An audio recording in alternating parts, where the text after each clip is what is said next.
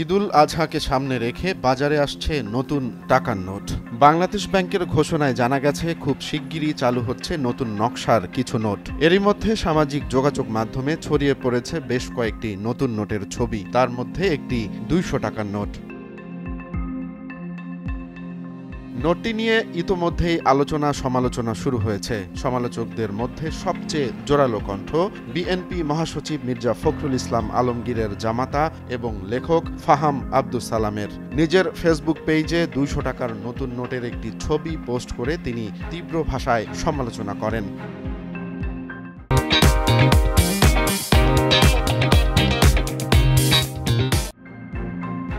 ফাহামের ভাষায়, are you serious?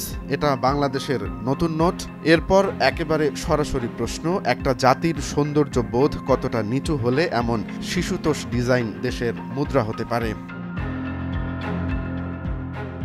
এখানেই থেমে থাকেননি ফাহাম। তিনি বলেন, মরমী গীতিকবি সুলেমানও এর চেয়ে সুন্দর নোট ডিজাইন করতে পারতেন। শেষ দিকে সরাসরি বাংলাদেশ ব্যাংক এবং ডিজাইনারদের উদ্দেশ্য করে তিনি ভর্ৎসনা করেন।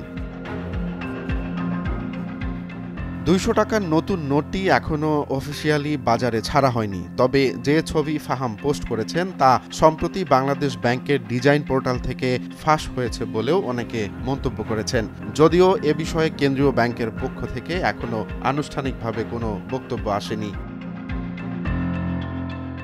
নোটের ডিজাইনে কি এমন ছিল?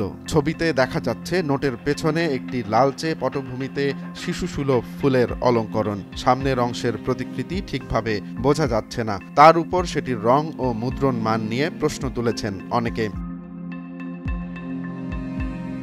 বাংলাদেশ ব্যাংকের ইতিহাস বলছে এর আগেও নতুন নোটের ডিজাইন নিয়ে একাধিকবার বিতর্ক হয়েছে, কখনো নিরাপত্তা ফিচার নিয়ে, কখনো বা চিত্রশৈলীর মান নিয়ে। কিন্তু এবার হয়তো ডিজাইনের স্বতন্ত্র রুচির প্রশ্নই উঠে এলো সরাসরি একজন লেখকের তীব্র ভাষার মাধ্যমে।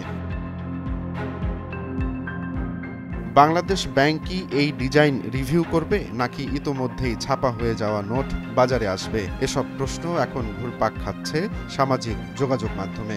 200 টাকার নতুন নোট হয়তো বড় কোনো অর্থনৈতিক ইস্যু নয়, কিন্তু দেশের জাতীয় মুদ্রা কেমন হবে সেটি একটি জাতির রুচি, শৈলী আর আত্মপরিচয়ের প্রতিফলন।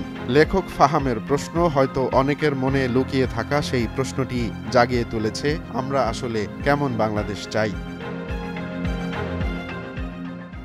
রোমান্স তালুকদার, নয়া দিগন্ত।